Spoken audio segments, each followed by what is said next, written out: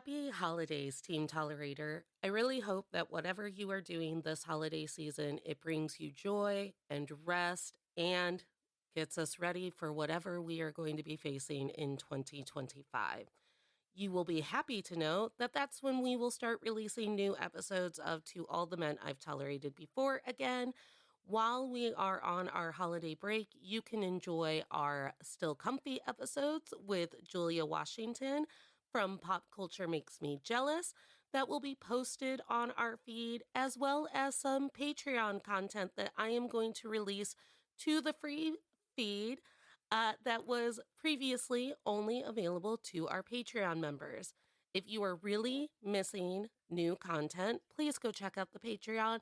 There are so many Team Tolerator check ins and misogyny meltdowns waiting for you. And I will still be making short content on our socials. So make sure that you are following us on Instagram at Men I've Tolerated Pod and TikTok at Natalie K124. All of that will be in the show notes. I will see you in the new year. Happy holidays again, and see you soon.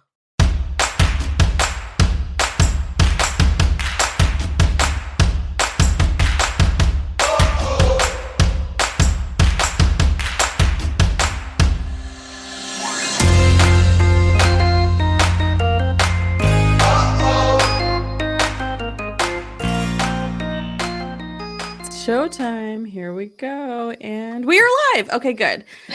Hello, everybody, our friends on the YouTubes and people listening and watching the playback. This is Still Comfy with Jules and Nat. And on this week's episode, we are discussing the rom-com holiday favorite, Love Actually. I'm your host of Pop Culture Makes Me Jealous, Julia Washington, where we analyze pop culture through the lens of race or gender and sometimes both. And I'm joined by my regular co-host, Natalie Katona, who I will let introduce herself now. Hi, everyone. I'm Natalie Katona, host of To All the Men I've Tolerated Before, your weekly look at everyday misogyny.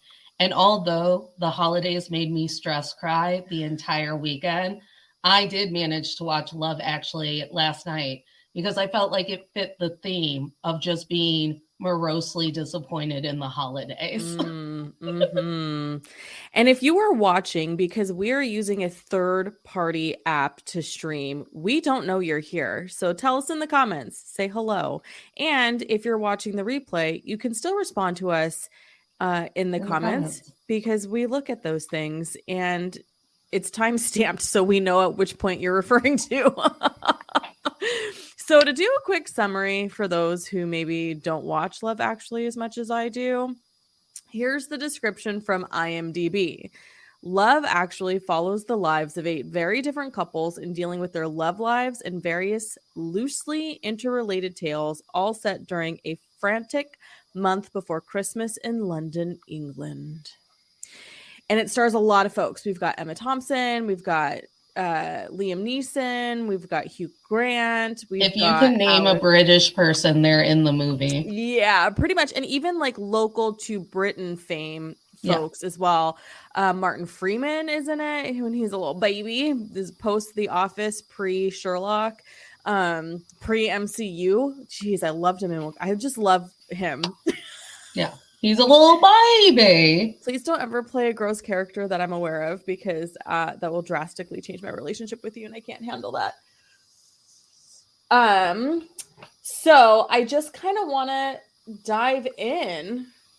There's 8 couples. I counted 7. Do they count the musician and his manager as like the final couple? That's kind of what I was thinking too. Or Liam Neeson and that random blonde lady. Claudia Schiffer lookalike, who actually was Claudia Schiffer, or his dead wife.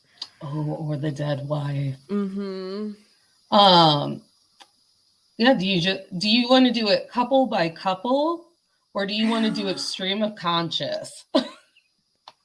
You know, that's hard because they're all like the description says, they're all loosely interconnected. So here's the couples I have. Mm-hmm. The Prime Minister and Natalie, mm-hmm. Jamie and Aurelia, Mark and Juliet. So the Prime Minister and Natalie, that's Hugh Grant's storyline. Jamie and Aurelia, that's Colin Firth. Mark and Juliet, that is Keira Knightley and her the dude she did not marry. Yeah. Carl and Sarah, that is Rodrigo, what is his last name? I forget his last name, and Laura Linney. Mia and Harry, that's Alan Rickman and his subordinate. Just Judy and Jack, that is Martin Freeman. They are the couple who are the stand-ins for the porn, which we can talk about that at some point. Yeah. I listed Sam and Joanna, which is the little boy who's now a grown-ass adult, and his love interest that we don't little see until August the Rudd. end. Yeah, he's so cute. And so those are the the 7 couples I have. And then of course you do have Billy Mack and his manager, which I guess you could totally qualify, because at the end he is like, turns out you're the one I fucking love because I just spent the last 40 years with you. Exactly. And here's the thing, Bill Nye, only man I trust in this movie. He's the only one ever telling the truth. I was gonna say, he's so honest. His character is so honest. And what's interesting is that when I was watching the 20-year anniversary special with Diane Sawyer, they talk about how he was just a stand-in because that character hadn't been cast yet. So he was just a stand-in for the table read, and he did such a brilliant job. They were like, hey, do you want the role?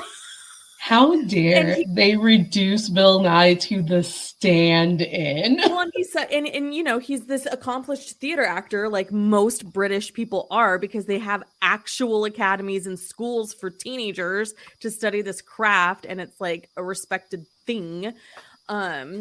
And so yeah, I thought that was like the most interesting thing I learned from the 20-year special from Diane Sawyer. I love Bill Nye in all iterations. Anytime Bill Nye pops up in anything, I'm like, oh, is he gonna get naked like at the end of Love Actually? Well, he really is a brilliant actor, which and he's the opener. He's what opens the movie, because they're redoing that song, Love is All Around, but it's like Christmas is all around instead. The ghost of Hugh Grant opens the movie with this entire monologue about how love, like Christmas, is all around. And I'm like, in a very post-COVID, like meltdown, the world is ending mindset, I'm like, would Hugh Grant still make this monologue about how love is in fact all around? Because that's not what I'm seeing at Target. Hugh. Yeah. Well, and they do have very specific locations that they're talking about, right? 2000. So this movie is in 2003. So we're 2 years after 9/11. And they do reference that in the film, because I think 9/11 is one of the few worldwide events where the entire world was like, the fuck just happened. Not cool. And so placing it at that sort of space of the airport, and the airport has changed so much, and how we behave in the airport and what we're allowed to do and not do in the airport has changed so much. And even since 2003, I don't know, but I think here's the thing. I don't know where we're going to start, so I'm just going to dive into what bothers me the most. Okay, I thought you were about to be like a Love Actually apologist. Like, I realize that in our year of the Lord and Savior 2022, that we have decided that Love Actually is trash. But I'm here to tell you that I watch it every Tuesday for the holiday season. Listen, first of all, okay, I'm going to address what you just said. I do watch it on Thanksgiving every year after, with a huge glass of wine. Hello, Mario. We miss you too. Welcome to the show.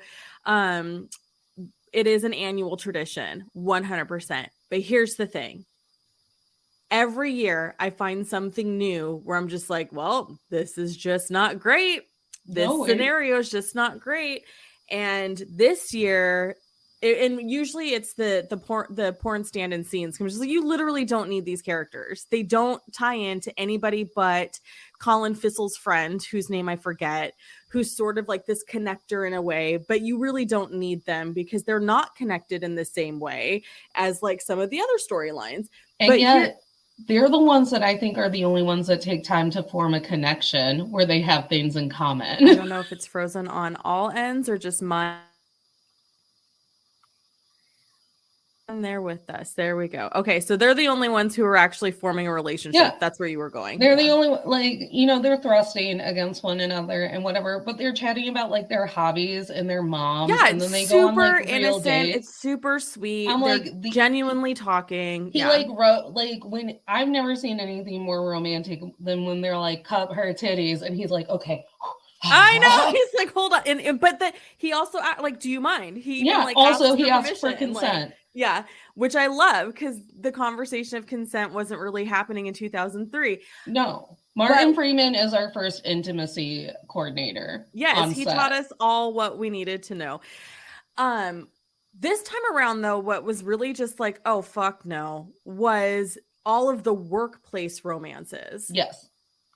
Which, you know, 20 years ago, we were brainwashed into believing that's what you were supposed to do to have a relationship, to get booed up, was shop around work, because where else are you going to meet somebody? In our capitalistic hellhole. And the only one that isn't a subordinate boss situation is Laura Linney and Rodrigo. They're colleagues, whereas everybody else is a boss employee scenario. It makes me so sad that that beautiful man's name is Carl.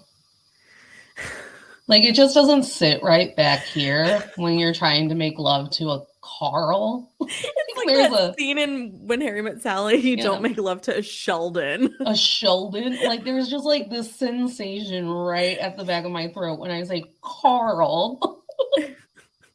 That it's never getting sexier than that. And he's a beautiful man who we don't see in movies very often. I'm like, where is this man? He's a Brazilian actor. I think he's primarily based in Brazil. I don't know. Maybe I'm mistaken. I started The White Lotus last night, and The White Lotus could use Carl from Love Actually. It's the perfect movie for him. Oh, the season finale of The White Lotus is this Sunday, right? Do I know? I don't know. Mario, if you're still watching, you're the one who told me when the season finale was, and I told you I would start watching it 4 days before the season finale. Do we only have one season, or do I have 2 seasons? There's 2 seasons. Yeah. Awesome. The second season started a few weeks ago, and I don't know how many episodes are in each season, but I don't like to, I want to wait until the end of, until I can get through all of. Yes, it's coming this Sunday. Okay, the season finale of White Lotus is coming this Sunday, which means I will start season 1 on Thursday. 7 episodes. So maybe I should actually start it Friday. I accidentally started The Sex Lives of College Girls when they were in like episode 4 of season 2, and I was like, "Fuck!" Now I have to watch this weekly. At least there's 2 episodes at a time as opposed to 1 a week. I have not caught on to that. I am, as they would call it, a moron. Okay, so here's my next question. Mm-hmm. The Prime Minister, a predator or a really sweet story? Do you know? Come on, bring it. Because here's my problem with Hugh Grant. I would love my dream world. Like, if we could rewrite the timeline, this is the timeline I want to be in. I want Hugh Grant and Colin Firth to be these very bumbly, awkward, overly polite, I don't know what to do with my hands, let alone my face, men. Like, dream. Isn't that literally Hugh Grant in every rom-com minus Bridget Jones? Correct. I just want Hugh Grant and Colin Firth to have coffee together every day and just be like, at the waitress. Like, that's all I want. But then we have to remember that when you and I were very young, Hugh Grant was one of the very first sex addicts that we were ever exposed to. Yeah, poor Liz Hurley. She took it like a champ. I have justice for Liz Hurley. So then, like, my mind's like, he's always tricking me into believing that he's a good guy, and here he is, like, fucking the help. But he's got those baby blues, and he's just bumble. and there's something about their first interaction where she says shit a series of times, and then it escalates to fuck. Yeah. Where I'm like, he's so cute in that interaction because there's like a little like, oh, aha, moment to him Yeah. that makes me believe that there was a genuine connection. And then he's so awkward and I don't know what to do with my hands that I don't know where to place him on the predator list. Well, because we know that his sister in the movie is Emma Thompson's character, and later when they're sneaking into the primary school, she literally says to him, 20 years ago you would have been his type. So that establishes a massive age gap. Yeah, it sure does. It sure does. And they refer to her as like the chubby girl, and that they try to make so mad. And they try to make it like Hugh Grant shouldn't be attracted to her. And I was like, she's the cutest girl in the show. Like and it's like when he's like, would we call her chubby? And the assistant's like, well, that's a pretty sizable ass, huge thighs. And you're just like, Natalie literally says, I was dumped because my boyfriend thought my thighs were too thick. And now everyone's calling her fat. Like, are you kidding me? Meanwhile, Hugh Grant wants some thighs wrapped around his face. Like, he's like, I can't wait to be crushed by those thighs. And she's not even fat or like large. Like, she to me looks like your average woman of that age. Yes. Honestly, the thing that I had the biggest problem with the gorgeous face. Yeah. When she's fucking beautiful. To the Hugh Grant romance is that I was like, I just feel like it's really irresponsible for us to be making national policy based off of you being fragile because Billy Bob Thornton felt up the girl that you like. I was like, but then we did dedicate an entire show called Scandal around that concept. Well, and I think too, because there is this view that America is the bully, I think it for me it's always been deeper than that. It's always been like, Billy Bob Thornton hitting on Natalie was like the final straw of like, you know what, you guys are not good for us, so we're gonna take a stand, as opposed to like it just being him being fragile. And let me be clear, even from when this movie first hit the media, when they cast Billy Bob Thornton as the president of these United States, I was like, yes.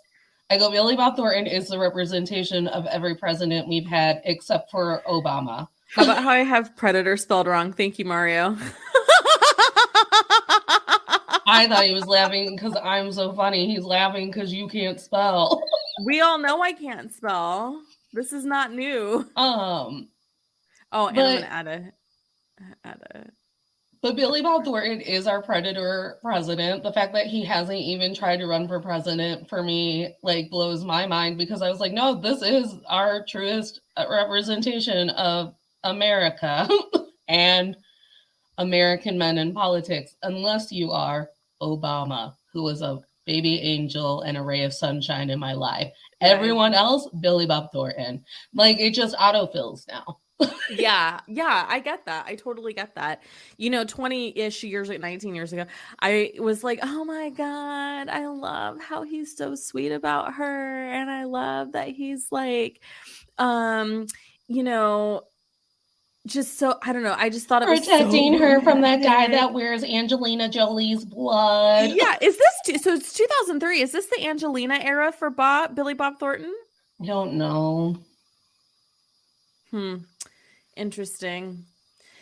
Either way, now as a grown-ass adult who's had, several instances that could be qualified as sexual harassment in the workplace, I'm not comfortable with like your boss being attracted to an employee. Like I'm over that particular story trope, if you will. Also, because I think this is a perfect segue into how I haven't watched this movie since Alan Rickman died, and it's because I didn't need this movie to be part of my grieving process, because I'm mad at him the whole movie. And for me, that storyline was really hard, because he's kind of like, well, I'm just sort of going along following this woman's lead, where really it's like, sir, you're the boss. You have it in your power to shut that shit down.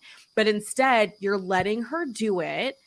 And being that person who's like, well, I don't know what I'm doing because I've never been attractive to super hot women before. What do I do now? And you're like, You shut it down. You're the boss. You shut it down. Well, and my whole thing is, I was like, Love Actually should have been my first like foray into realizing that that's how easy it is to distract straight men from their like fully developed relationships, is like literally just sitting in a chair and like suggesting that your legs are open. That's enough for them to throw their marriage away And buy you a gold necklace. and buy you a $300 necklace. Like, honestly, Natalie, I wish it were that easy, because I used to be a very hot woman at one point, and no one ever bought me jewelry that expensive.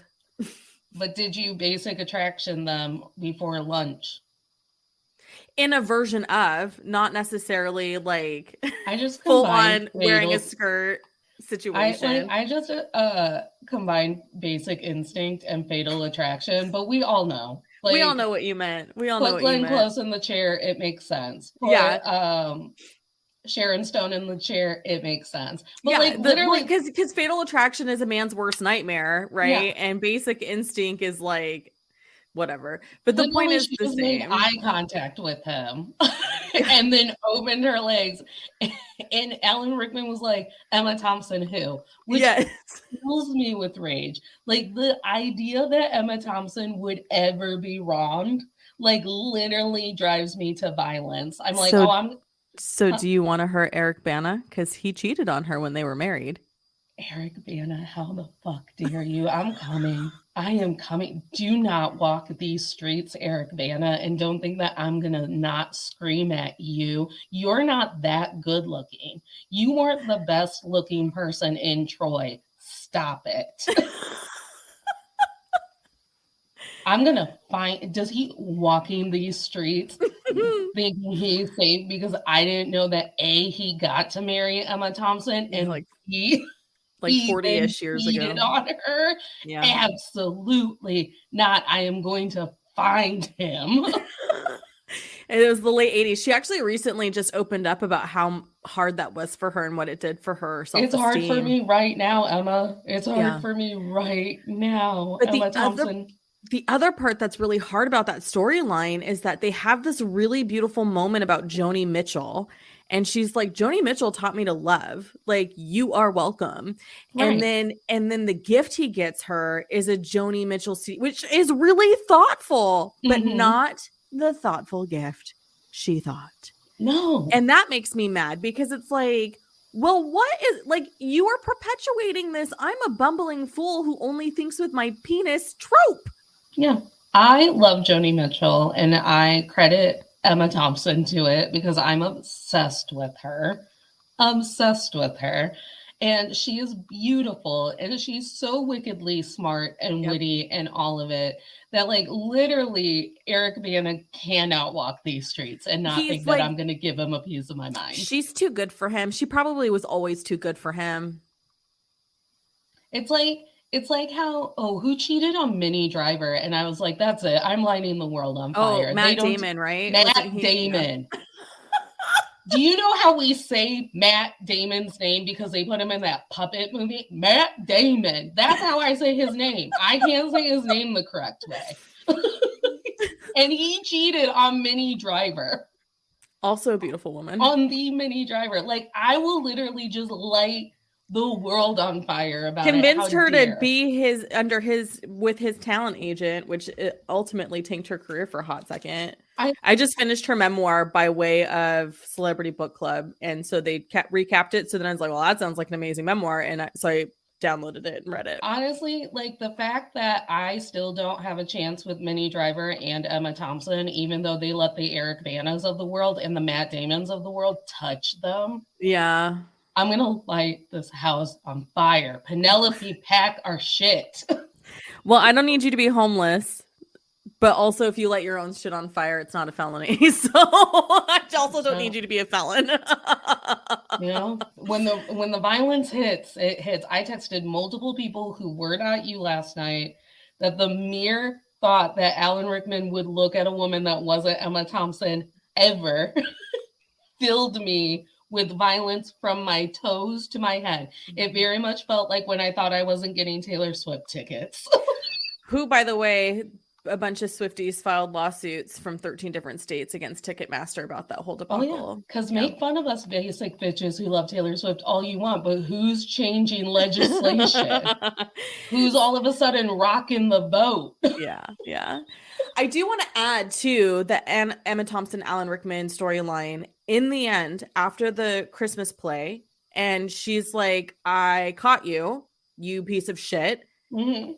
and she's very emotionally distraught because this is her entire life. That performance was beautiful. One, two, got it. and then she has to turn around and make her children feel loved and supported and cared for. Like that scene in itself perfectly encapsulates what it's like to have a full range of emotions when you are a woman And a with mother on and top a of mother with a family and a husband, like all of it. Like that scene gets me every time because 19 years ago, I felt the emotion I felt for her. Fast forward 19 years, I'm a mother myself. I've had multiple relationships myself, and it's just you're there.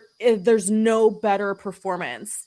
You know than what? that. I'm gonna make Penelope write Emma Thompson a thank you card because maybe that's why I decided to uncancel Christmas and put the Christmas tree up because Emma Thompson had to be there for her kids, even though Alan Rickman is an emotionally stunted asshole. And Penelope loves the Christmas tree. So I was just looking at her crying. Yeah. And I was like, I'm gonna put the Christmas tree up for you because it is not your fault that everyone I share DNA with is an emotionally stunted asshole. That is not on you. It's not on you. It's not her fault. She's a cat. So she's gonna write Emma Thompson a thank you letter, and that's how we're gonna become friends. I love that. Okay, so we talked to the Prime Minister, we talked to Alan Rickman, and also Alan Rickman and Emma Thompson seem to have a very strong marriage, and I think that that's what pisses me off more because it's like it truly doesn't matter how strong your marriage is if they get distracted. Yeah, and it's like, shiny. And how dare you get distracted because you clearly love your wife. Like that was the other part for me where it was just like, I don't understand. Like you clearly are in love with Emma. Like what is happening? And how far would it have gone if she did not know about the necklace? Because we knew where it was heading. Right. Right. And then he's like, oh, I guess I'm a dick. Do you think, Sir Alan Rickman? Do you think? Do you think? Do you think? Was he knighted? I don't know. Oh, okay. I assume that they're all knighted. and to just avoid like insulting them, they're all Sir Alan Rickman. Oh my God, I love it. Sir Colin Firth, even in the hot leather pants from What a Girl Wants. Sir Colin Firth. All right, so that takes us to Jamie and Aurelia. I love Colin Firth, and this movie just makes me so disappointed. Because again, it's another employee subordinate situation. And it's another situation where she can't even communicate her consent to you. Yeah. You just like you saw her boobs in like a department store or bra, and you're like, you are exactly who will make my ego and my penis forget that my girlfriend is fucking my brother right now. Yeah. Parts of me this time around were still like, oh, this is still really cute though, because he's just like, it shows that, you know, okay. I know you're going to rip me to shreds for this. Here's the apology tour. I'm prepared for that. But here's what I love about their storyline. How it shows that you can still sort of exist next to each other and feel safe and comfort. And it's not like, and so like you know how music is like the universal language. It's like telling us that love is also a universal language, right? Like it doesn't matter that there's a language barrier. They can parallel exist and still find comfort. Jules, you sound like the parents that won't learn sign language when their child is deaf. It's like, why do we have to? He knows we like him. No, I feel like that's different because they both do in the end go and learn the other's language so they can communicate. I just need you to know that the whole idea that like the vibes will send me to love, because it's just your pheromones. Do you know how many times I fucked a narcissist because the vibe felt good? I was like, this feels okay. This feels like it won't emotionally damage me for about 3 more months, so might as well do it now. The pheromones. I mean, that's not. Gaslighting. Could you imagine how easy it is to gaslight someone who doesn't speak your language? You're just making up what that person is saying to you. But they're not talking to each other. That's the thing. They're the just point. talking in the atmosphere. They're near each other, existing around each other, and it's not unsafe. I think that's the part that gets me. So you're saying that Colin Firth gets to be a romantic in this movie because he didn't sexually assault his housekeeper? No, it's not even Or that he yell at didn't her? sexually assault her. It was that he like was like in a position where he's just not a terrible person, Natalie. He's just not a terrible guy. Like, that's the point. Where is the bar in this situation? I don't know where the bar is. The bar is on the ground. You do know where the bar is. The bar is on the ground. Because he could have taken his pain and anger out on Aurelia or anybody else, and he doesn't. So he was a perfectly closed off, polite Brit man, and you're like, you know what? What a romantic. Let me get that bar. I guess I'm implying there's romance. Okay. Let me get that bar. The bar is on the ground. The bar is on the ground. Also on his end too. All he did was see her breasts. And he's like, and I will never think of anyone else again. No, I think it started sooner than that. I think it starts sooner than that for him. With what? With what context could it have started sooner than that? When the what's-her-face introduces them, the person who coordinates it, I think he sees her and goes, oh, wow, she's really pretty. And like, rather than being like Hugh Grant's character, it's like, I'm fucked. He's like more polite and reserved about it. So we're now ready to move on to that relationship literally only being based upon him being broken up with and her being pretty and accessible. That's literally every relationship that starts after a breakup. And where's that bar? So instead of like, I'm not saying it's right or wrong. I'm just saying it's a cultural norm. So instead of using his cabin time to do circle breaths and grow and reflect and be all like, why do I date women who want to fuck my brother? Instead, he glommed all of what he wanted his original girlfriend to be onto a woman who is just there to clean his house and make his bed. No, I don't agree with that. I think not that even talk to her. I think he's using writing the novel to work through his emotions and frustrations about that scenario with his brother and girlfriend. I think thriller, the murder. Yes, book. I think my theory is that his girlfriend is the one, a character that's like his girlfriend who was cheating with his brother, and his brother have characters based on them. I know, but that's what writers do. You know what? That's what novelists do. They create these characters. You know why he's a great romantic lead? Because he took all of his anger and crazy and put it in a book instead of killing his housekeeper, because that could have been the Watcher. I'm not saying instead of killing his housekeeper. I'm saying that's what writers do. They take their emotions, they take their pain, they take Jules, everything. I went to try to find the bar and it's gone. It's just it left. Penelope, did you knock around the bar? Do you think Penelope? I didn't hear her knock it. Penelope, did you knock on the bar? It's on the floor. It's on the floor. And I love Colin Firth. I am team. What was my favorite part of Mamma Mia? Fuck the rest of that movie. My favorite part of Mamma Mia is watching Colin Firth look like a moron. Well, that's what he does in 90% of the movies, because think about him and Bridget Jones. Yes, and that is how they gaslight us, Jules, by looking like lovable doofuses. Because that's how Hugh Grant did it too. And then he cheated on Elizabeth Hurley. Who could have fallen in love with Brendan Fraser himself by doing movies like Notting Hill and Love Actually and whatever other rom-coms. And then do you remember how hard we made fun of that sex worker? Was her name Diamond? What was her name? Oh, I don't remember.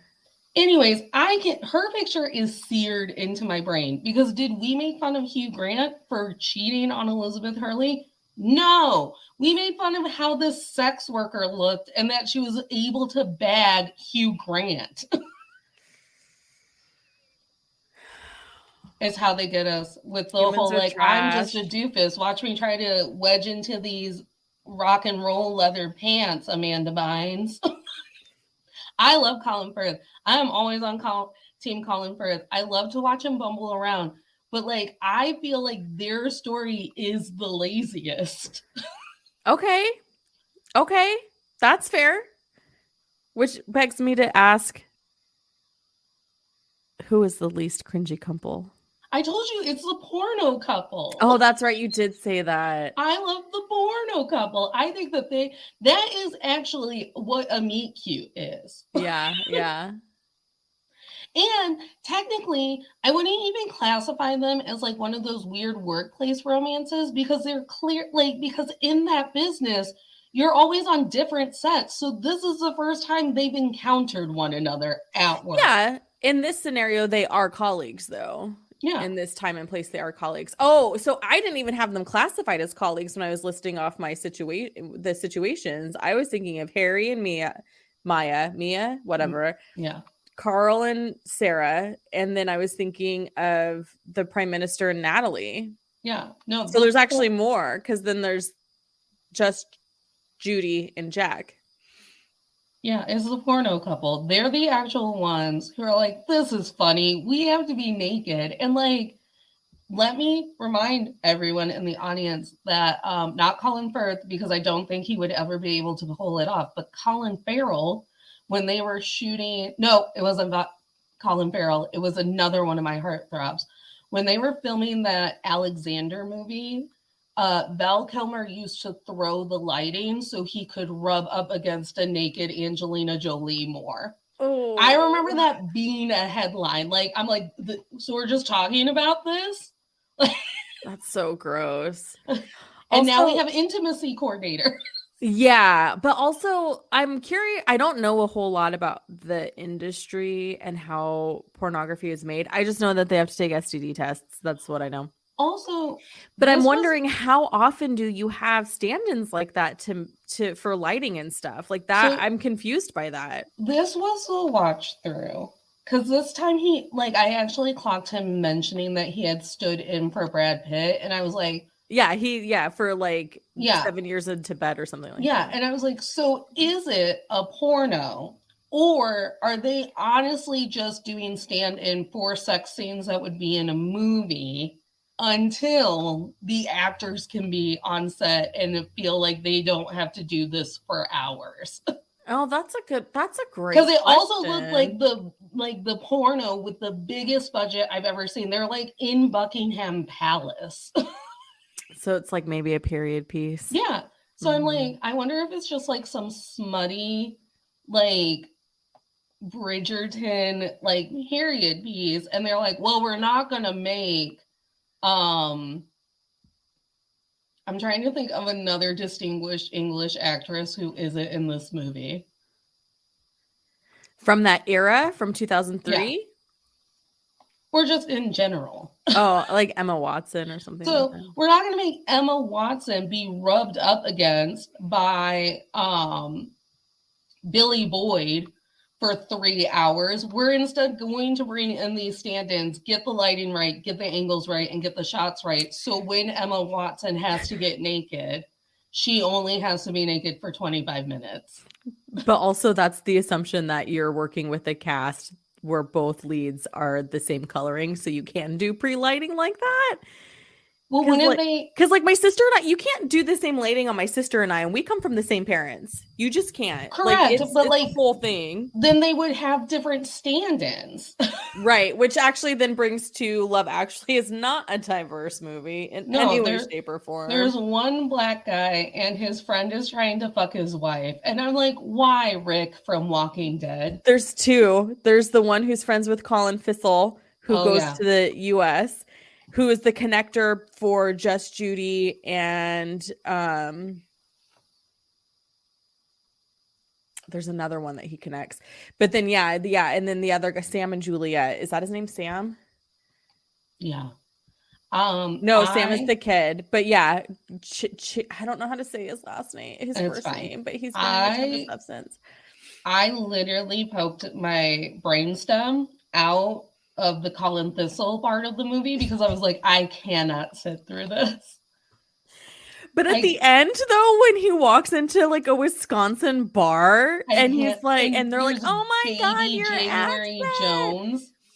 So I was like, girl, I cannot tell you how many times I have been in that scenario. Not the whole we sleep naked in bed and you can join us shit, but the whole like, oh, that guy's from England. Let's circle and see who he picks. The trope is completely valid. It's not the American part that pisses me off. It's literally everything that leads up to the America part where he's like sexually harassing like waitresses and coworkers and then is like bitching to his friend, I don't understand why I'm single. I'm so nice and charming. I told Brenda she was too fat to date me anyways, but I'm a nice guy.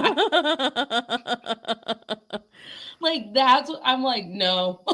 I was like, I will not. This is like pre-Love is Blind. I shouldn't have to know that this is how men talk about us to their friends.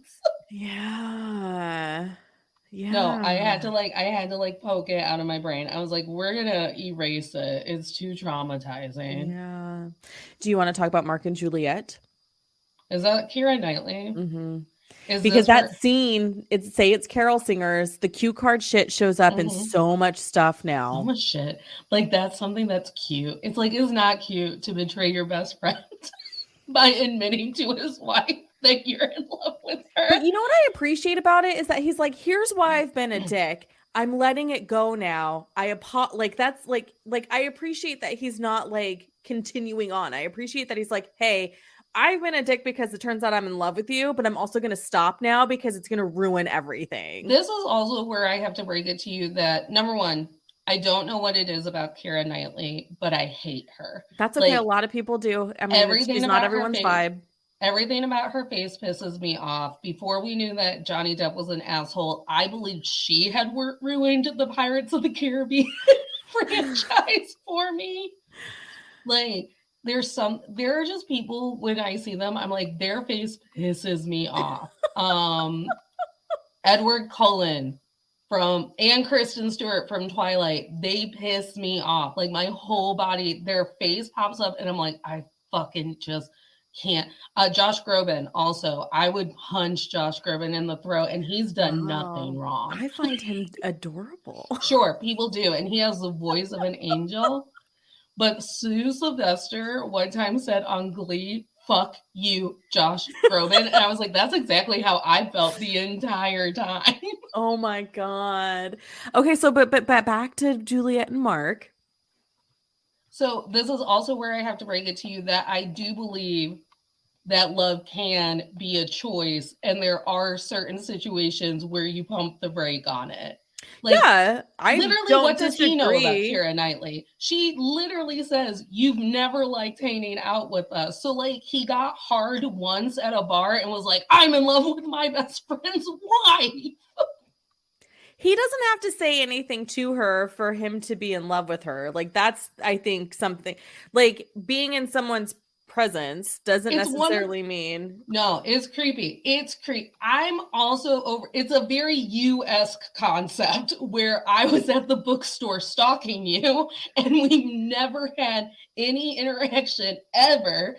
And you're marrying my best friend. It's not that they haven't had interaction ever. He's the best friend of her husband. So they've had like, I interpreted it as they've hung out a lot and Mark is like, I can't do this because I'm in love. Like every time I hang out with you guys and she opens her mouth, I'm falling more and more in love with her and it's hard.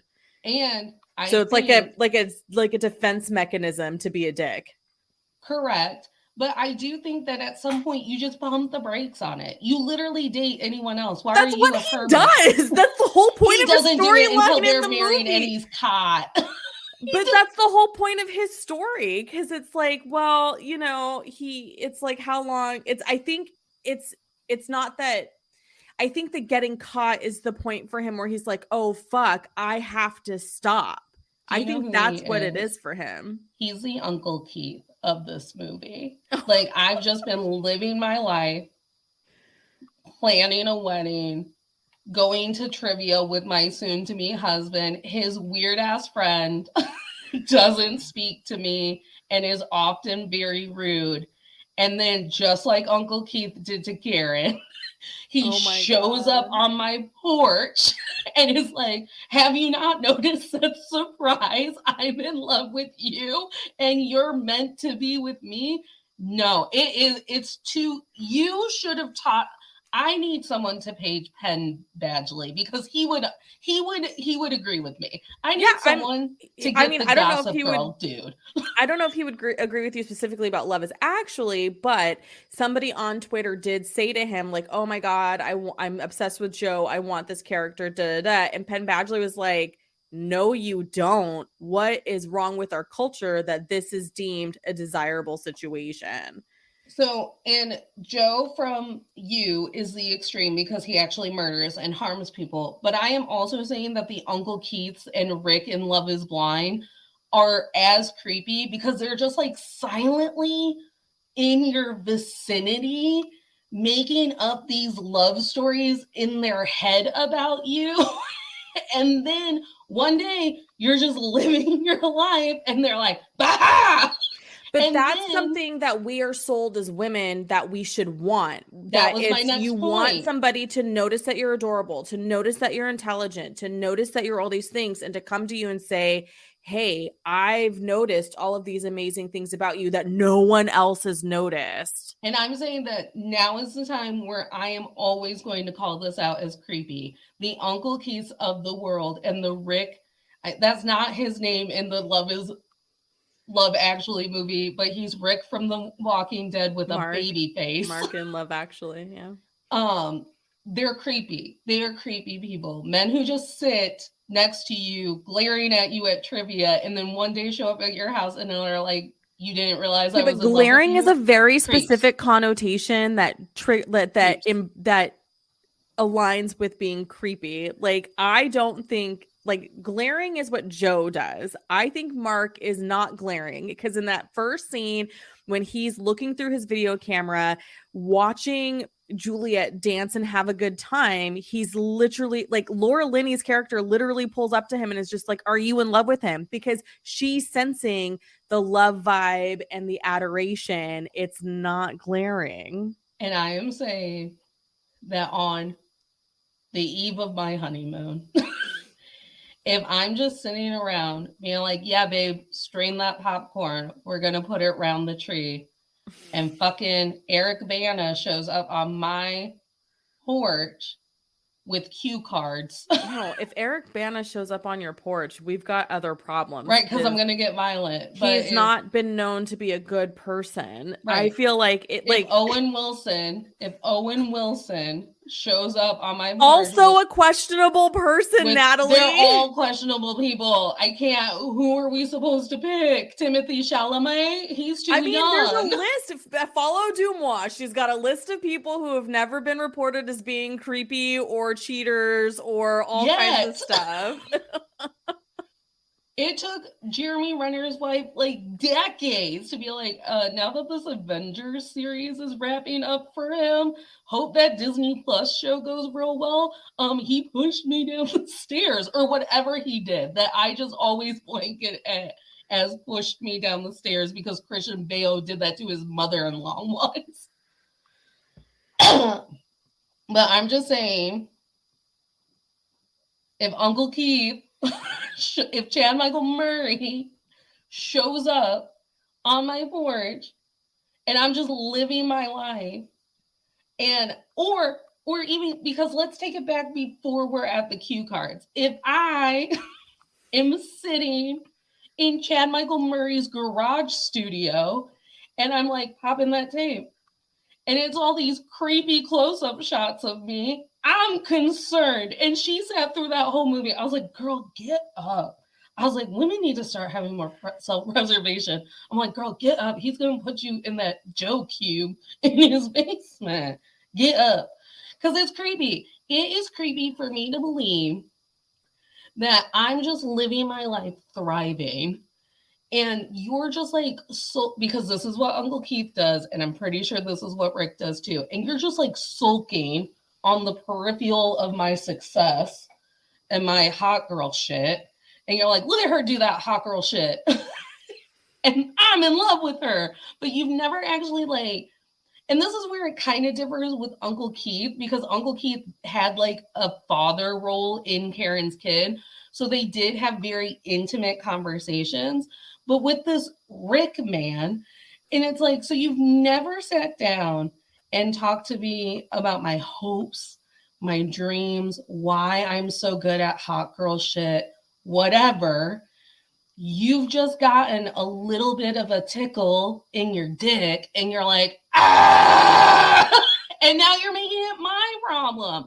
I have to live for the rest of my marriage knowing that every time you're looking at me, you're thinking creepy, salacious things, and you have to be around, because how am I supposed to broach that with my beautiful new husband?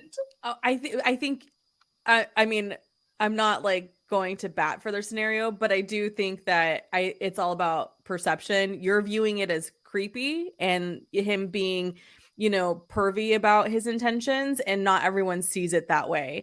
Because when I watch the movie, while I, do think it's shitty for him to like pull her into the whole like, I love you, that's why I'm a dick and now I'm going to be done scenario, I don't think that he's sinister in his intentions or his feelings for her. But you taught us that we never truly know that. And then One Tree Hill taught us that even when you've had intimacy with them, the moment that you let them down, then Uncle Keith is creepy Uncle Keith.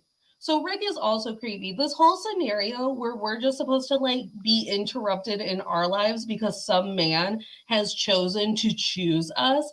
It's a very creepy scenario because I didn't have any hand in it. But that's the structure of our society. So in 2003, that's a very romantic thing, because that's literally what we are told as little girls. Like, wait until you're chosen. It's going to be your day soon. Like, how wonderful will it be when you get chosen by this loving, wonderful, amazing man? Isn't it so great that this man saw you and saw you for who you are and chose you? But then also, that's why Love Actually has made other people uncomfortable for the last 20 years. We watched it and we're like, that's cute this Christmas. And then we watched it in our mid-20s and we were like, wait a minute. None of these people should be together at the end of this movie, except for maybe the porno couple and the second graders. And then there's a whole sexualization of children, and it's like, why are third graders dating?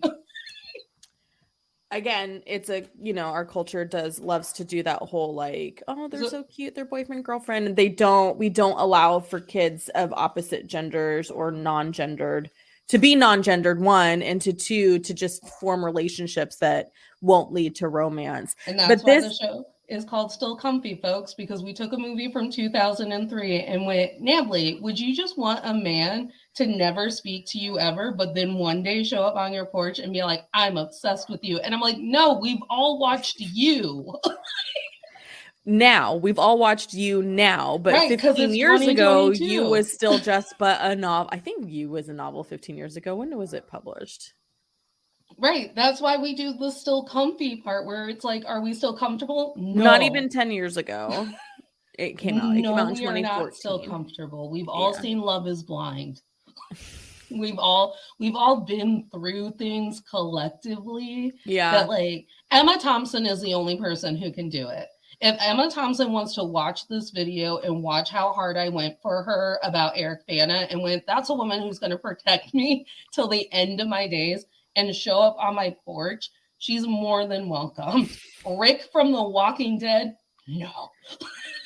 Absolutely not. Well, what that 20-year anniversary special with Diane Sawyer highlighted was just how much people still love this movie. So that leads us into, we know this film didn't age well. There's homophobia, there's transphobia, there's fat phobia, there's lack of diversity. but people still love this movie and go hard for this movie. I need all of the apologists to come for me in the comments because I only hang out with people who have taste like I do, where they're like, that's a weird movie. It's a weird movie. And I'm like, you're right. Like we grew up, we all went through some relationships ourselves, and now we're like, love is not actually happening this Christmas. And so You I keep need singing This Christmas, but that song isn't in the movie. because I can't remember the Bill Nye song. I can't remember it. Okay. And I've tried Just to. checking. I've tried to. I'm like, I know that it ends instead of love. It's like love is all around, but it's Christmas is all around.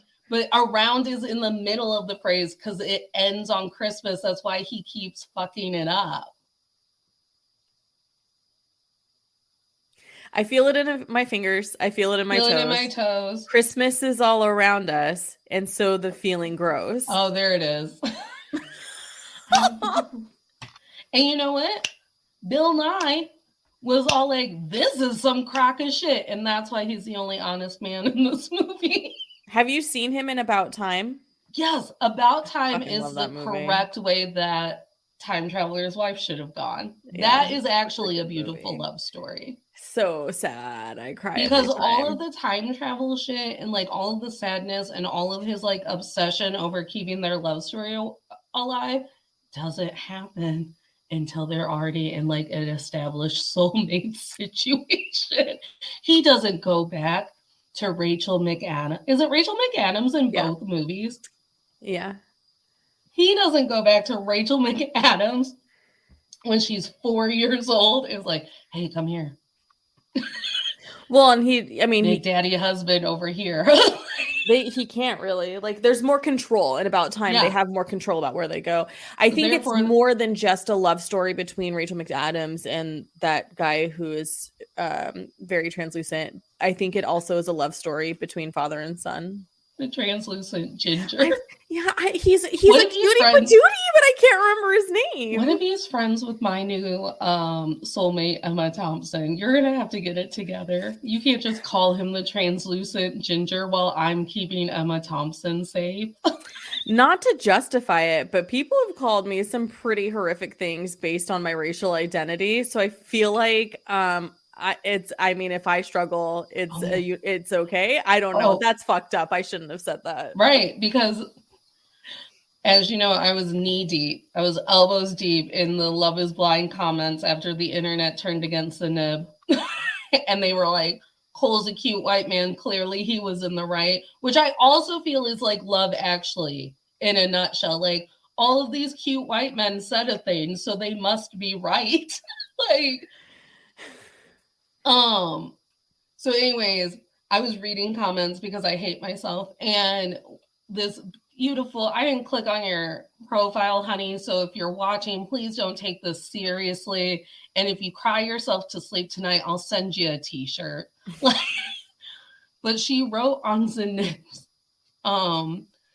Instagram post, she's like, I really just feel like Zanib could have taken it better that Cole didn't find her attractive. Because I've been a ginger all my life, and do you think I'm everyone's preference? And I'm like, oh, you really hit that point right out of the ballpark. I mean, it's completely different. Gingers aren't a race. At all. At all. Weirdos. I would like to actually see an updated version of Love Actually, because what I do think the movie does do well for those of us who are hopeless romantics, which is not necessarily Natalie in this camp, but it does leave you feeling like kind of warm and fuzzy if you remove all of the issues, if you transport yourself back to the 2003 rom-com vibe, because it's the first of its kind to tell multiple stories in a romantic comedy scenario. And being the stupid, hopeless romantic that I am, I do walk away being like, fuck, I just would love to be in love in a pure and innocent and sweet sort of way. We did do it in a very cute way when we took 4 Weddings and a Funeral and made it a Hulu Same guy. original. It's the same writer. I know. So he's clearly taken a women's class or two. I don't know. Maybe he's spoken to his mom and sisters and it was like, hey, What creeps you out and what doesn't when it comes to dating?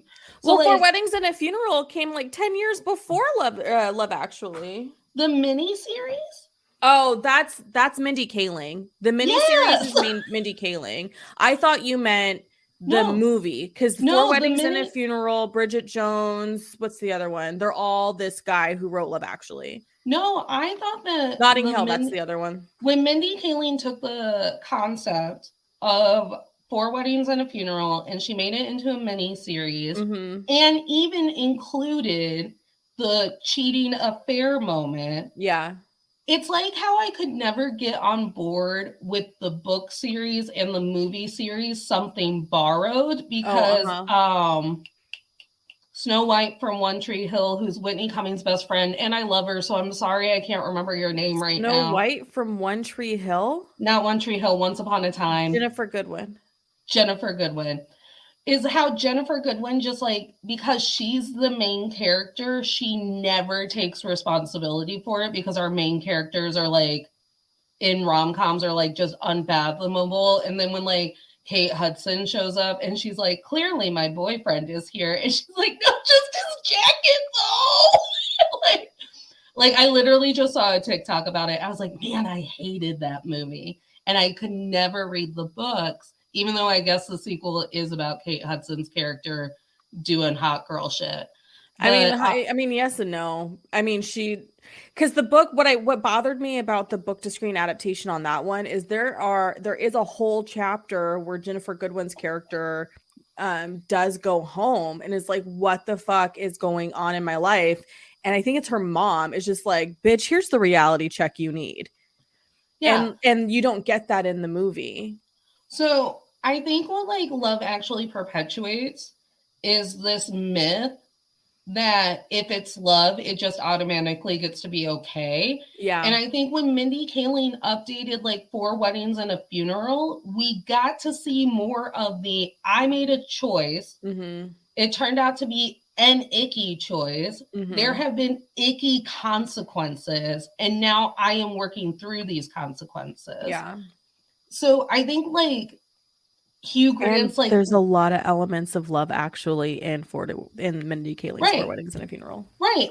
But there's also room for all of these things to develop where, because Love Actually is just this like weird hodgepodge vignette movie, it's just like Emma Thompson forgave Alan Rickman, and maybe your tummy doesn't feel great about it. Did she though? Because I feel like at that final scene where they pick him up from the airport, she's like, fucker, and like, welcome back, asshole. I think she did the I'm forgiving you for the kids forgiveness. See, I didn't get that vibe. I did not get that vibe. It's something about like the kiss on the cheek and still meeting him at the airport or whatever. You can tell that they're not separated, and you can tell that she's like still trying. So she did I'm going to forgive you this much so I can be in the house with you. I don't know. I didn't get that vibe. I've done a lot of things for my son, for his dad, but it's definitely not been like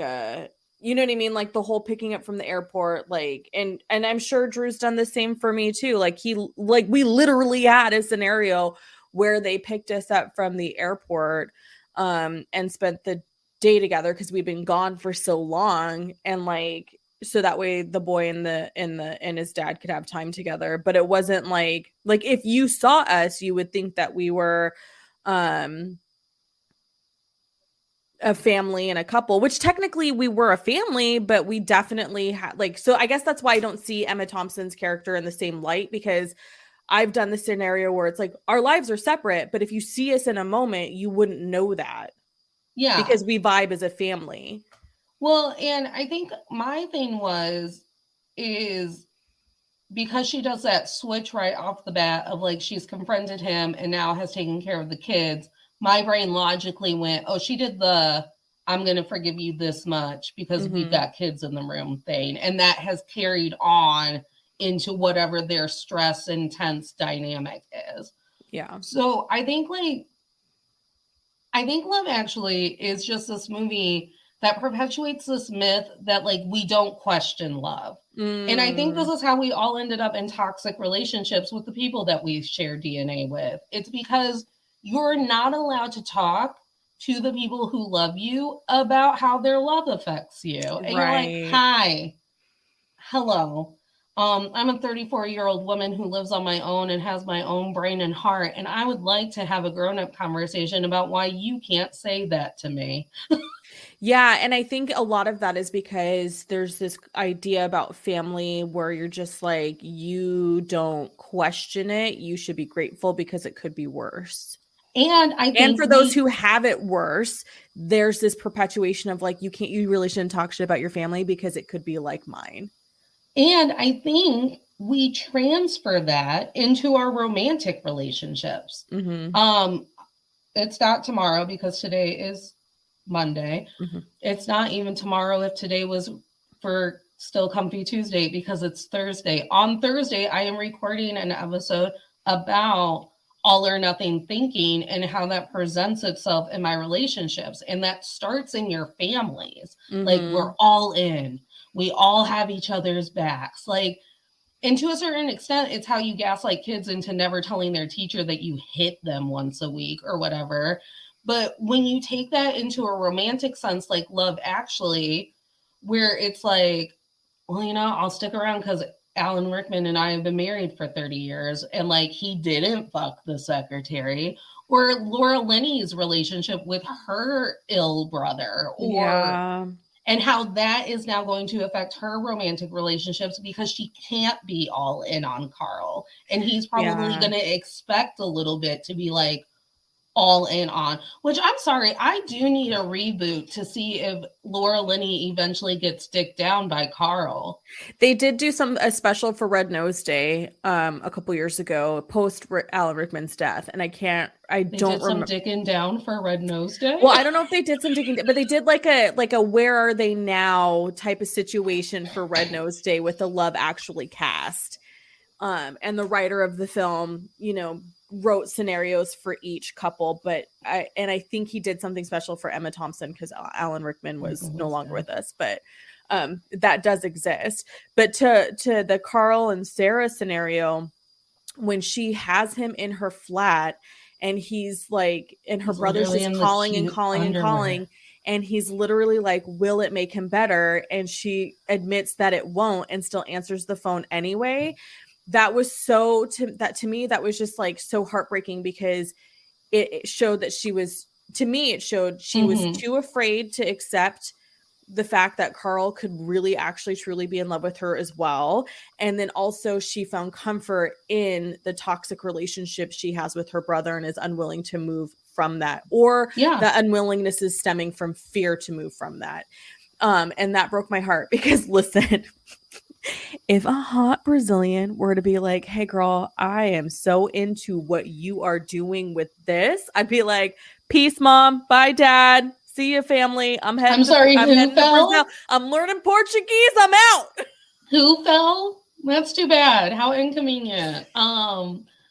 Though I also would like to be the hottest one in the relationship. That is something that is very shallow about me, but I'm not going to say no if a person I find to be very attractive to be like, I almost said rescue you from your toxic family, and that's not what it is, but it's definitely the like, listen, I will build a new family with you that makes you feel loved and comforted. And I will complain about these bumbling, charming British doofuses for this movie, but you won't hear me say a bad thing about Carl. He handles that whole situation, and I think it's because we don't know where they end up at the end of the movie that I can still have faith that he handled that with grace and kindness and acceptance or whatever, because we've also been told that once someone takes their pants off, there better be a little bit of business or else you've disappointed someone to the point of no return, to where we made up a medical term about it. Yeah. And I think that's why Carl's my favorite. Yeah. He's so cute. He's so kind. he's for the most part silent in the movie. Yeah, And as we yeah. know, that's my preferred type. Quiet. Don't talk to me. And Louise. so you won't hear me talking bad about Carl or Martin Freeman because they're actually kind men who invested in the women that they were seeking after. Yeah. You know what? Actually, Martin Freeman might be my favorite dude in the whole film because he is genuinely interested in Judy and makes polite conversation and is respectful during their entire situation and scenarios. And I just feel like that's who Martin Freeman probably is in real life. And it makes Yes. me happy because I love him in the MCU. Like, I just stalemate with it. There it is. I don't know if it was me or you, but I did I not heard get that a you loved him in the MCU. No, I am always team Frodo Baggins, mostly because I don't write fan fiction, but the fan fiction in my head when I'm alone in the dark in my room is that Martin Freeman and Benedict Cumberbatch make sweet, sweet love with one another, but he's still Smaug the dragon and he's still Frodo Baggins the hobbit. And it just anatomically works, and we don't really have to go into the science of it, but it's gentle, but also a little scary, which is also kind of what I dig. You know what I love about Benedict Cumberbatch? When he and his now wife announced they were getting married, it was just a simple statement made in the paper in like the announcement sections that used to exist when hard copies of papers. Mario just gave me devastating news on accident. No, I did not know that Kirstie Alley passed away today. What? I'm literally finding this out live on the internet, and now we have to do Drop Dead Gorgeous, which is the one I thought I was worried the most about doing on this show. It didn't age well, but I can quote the whole movie. Yeah, he posted a comment on there, and I just now saw it. That's really sad. Oh, I might have to watch Cheers tonight. Oh my God, I can't. She's not even that old. No. Oh, she had 71. cancer. She had cancer. That's really She had sad. cancer? That's what, according to Variety, she had cancer. That's what Alan Rickman and David Bowie did to me. They didn't even give me like an Instagram inspirational heads up. So I mean, Chadwick Boseman did the same thing. Nobody knew that he had colon cancer, and then the internet ridiculed him for being so skinny, and then 2 weeks later he passed from colon cancer. And I need everyone to know that we need to collectively be kinder, because I'm tired of getting blindsided because celebrities won't share their struggles with us because we're not nice. I'm going to say the collective internet. I feel like I would have been very understanding and posted and given her encouraging posts. I know. I choose to be kind on the internet. If I'm going to be a dick, I'm going to side text my best friend and talk shit there. I'm not going to do that on the internet. Oh, can we do It Takes Two with Gutenberg? Oh, I love that movie. My sister and I watched It Takes Two for every day, multiple times for an entire summer. That summer it came out on VHS. We literally melted the tape. I watched it in the theater. Okay, so you know what? Let's wrap up so you and I can both have some time to like deal with our emotions when it comes to. We didn't even talk about Liam Neeson. You know what? That's okay, because that one has to deal with grief and death. So we'll just, you know what? We'll just. I do have a comment about Liam Neeson. Okay. Because Liam Neeson's wife, Natasha Richardson from The Parent Trap, died tragically. And of the very famous Redgrave family. Yeah. Mm-hmm. Because she died tragically in a skiing accident while they were on vacation. When I do see clips of him in this movie, my brain puts in their situation, even though that's not the plot of the movie at all. I'm like, and it happened years after this movie was filmed. I know. And I'm like, poor Liam Neeson. Their son has said that did you tell me this? Who told me this? Maybe it was Mario. Their son has said that when he misses his mom the most, he puts on The Parent Trap because that's the most like who she really was. So I'm sad. Liam Neeson also isn't a really bad guy in this movie. Yeah, I think he's sweet. He's kind of just mediocre. Because of the age I was when the film released and the age he is in the film, he's not the one that I'm drawn to.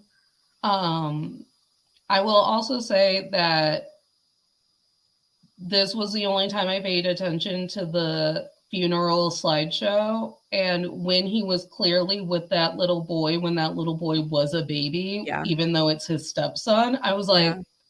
why are you so weird about this kid if you've known this kid since he was an infant? And then like Emma Thompson is like, why are you being weird? And he's like, you're right. Yeah, was yeah. like- Well, and he So- admits that, you know, it was up to, you know, his mom was the one who always like had those conversations with him. He never felt he needed to do that, and then now he needs to step up. Okay, so we're just gonna wrap because I can't focus because I really want to read these articles about Kirstie Alley, because that's so Natalie, tell everybody where all the things about Are we you. doing where we the can still find- comfy question? Oh fuck. Yeah, okay. Do you want to Sorry. do your I'm like having a hard time focusing. So yeah, go ahead. Are you still comfy? What's your comfort level? Are you still comfy with Love Actually? No. Maybe if Mindy Kaling wanted to redo it and like make it diverse, maybe A mini little series would be gay. good. Yeah, and a mini series rather, because then you can And a get into mini the series nuance. rather, so I could feel emotionally invested into this obsessive love, because right now it's coming off as really obsessive and not a natural love that fostered between a bunch of people. I could be on board, but 2022 Natalie has seen you. Well, and I think the vignettes are because vignettes were so new in 2020 in 2003, and now we have a better handle on how to succinctly tell vignette stories in a 2-hour period. I think if somebody were to step up and update the script, I think it could be done. I think it could be better. So Mindy Kaling, Mario, thank you so much. I appreciate you for telling us anyway. It's okay to throw me off. I was already having a hard time with grief today because it's the anniversary of a friend's passing, and Facebook reminded me this morning. So I was already in a weird headspace about death. So you know, you don't have to apologize. Death comes. I'm sure my sister tried to text me and my phone's just on Do Not Disturb. She is usually the person who will say before you open your phone, another Glee actor has died. So you might as well know now. Because that should be cursed. Yeah, and it's just been a lot. There's been and outside of celebrity death, I've had a lot of death happen in the last 8 weeks in my life. So there's just a whole lot of that happening, and keeping your shit together to, you know, work through is not always easy. And to a lesser extent, my holiday cheer died over the weekend, so I'm not comfortable with this movie. Yeah. If Mindy Kaling or Emma Thompson want to call me for how we could flesh this out and make it better, I'm available. If you're filming a sex scene or a porno with plus size actresses and you need stand-ins, I also felt like I could do that job. So I do want to add, well, for me, I want to say I'm not super comfortable with Love Is Actually, and I've actually had issues with it probably going on like 18 years. But I do watch it to sort of jumpstart the holiday season into the winter for me at the end of Thanksgiving every year. And I don't know if I'll ever stop doing that, if I'm going to be honest. I mean, comfort movies become your comfort movies. I'm trying to think what Krampus, but also Elf. I love Elf, which came out when I was older. So that doesn't also the Santa Claus, which we canceled doing today, so we could talk about Love Actually. But the Santa Claus and Tim Allen, bad man. I was gonna say, I feel like it's okay if we don't give Tim Allen a platform. That's right, because Tim Allen, bad man, in case we didn't know. And if you want to know, oh, it is Krampus Day. Happy Krampusnacht, everyone. And remember, Krampus doesn't care, kids, if you're a productive drone to capitalism. He only cares if you're an asshole, so he can put you in his sack and beat you with a stick. He's my preferred Christmas deity. Nice. Tell everybody where they can find you. You can find the soft, soothing tones of my voice every Thursday on To All the Men I've Tolerated Before. We are currently on our holiday break, so we are not releasing any new Tolerator content. But our season 2 finale, Jules was on with a handful of our other favorite guests, and we talked about women's safety and what that looks like due to our society. And last week we did Now and Then for Still Comfy, and this week we're doing Mamma Mia. So you'll hear me talk nicely about Colin Firth for Mamma Mia. What That are was you me. doing? That was me doing my Was that dance Mamma moves Mia? for Mamma Mia. Yeah. Yeah.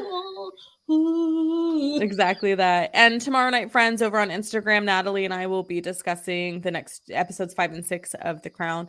And that will be on Instagram live at 4:30. Episodes 5 and 6. So far, The Crown has been a snooze fest. But good And that news, is everyone. the general consensus of the internet. So I feel like we're not alone. Also, this week on Pop Culture Makes Me Jealous, our episode that's dropping Wednesday is Loot. It's about the Apple Plus original series that stars Maya Rudolph, and the premise is this woman receives millions upon millions upon millions of dollars in a divorce settlement, and it rings familiar of Mackenzie Scott and Jeff Bezos's divorce, but it has a very different turn and a lot of comedic elements. And it stars, like I said, Maya Rudolph and Michaela J. Rodriguez. I think Ron Funches, bunch of people. Super fun.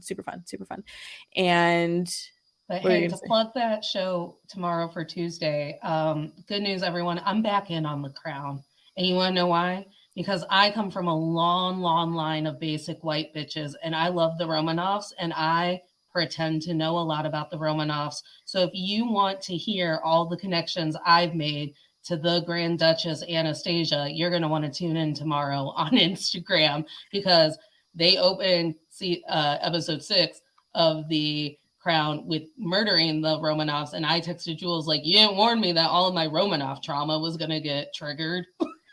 Yeah, you know that he wasn't a very humanitarian, right? Like he was actually probably Nikolai Romanov? Yeah. No, I have read and listened and watched so many things about the Romanovs. Okay. That I truly understand that he was a little scamp who got put into a job that he didn't deserve, nor should he have had. The tragedy for the Romanovs for me is that there was an entire family of young women and children and a little broken boy who were murdered because their father couldn't get his shit together. Yeah. Okay, that's fair. Let's say he as a person probably had it coming in that era. Yeah, he wasn't great. Yeah. But absolutely, you're right. It's sad that the children were victim too. As well. I was sunk line and sinker to that Meg Ryan Anastasia cartoon. And when it came out that she may have been found alive, I was like, I'm here. I'm waiting. Okay, friends, we will not be back with a movie Still Comfy until 2023. So stay tuned for announcements regarding that. But you can catch us on Instagram, Talking the Crown. And Natalie, why don't you say our closing tag? Hey, everyone, the holidays are hard. So I just want you to remember to stay cozy and stay comfy. See you next time, friends.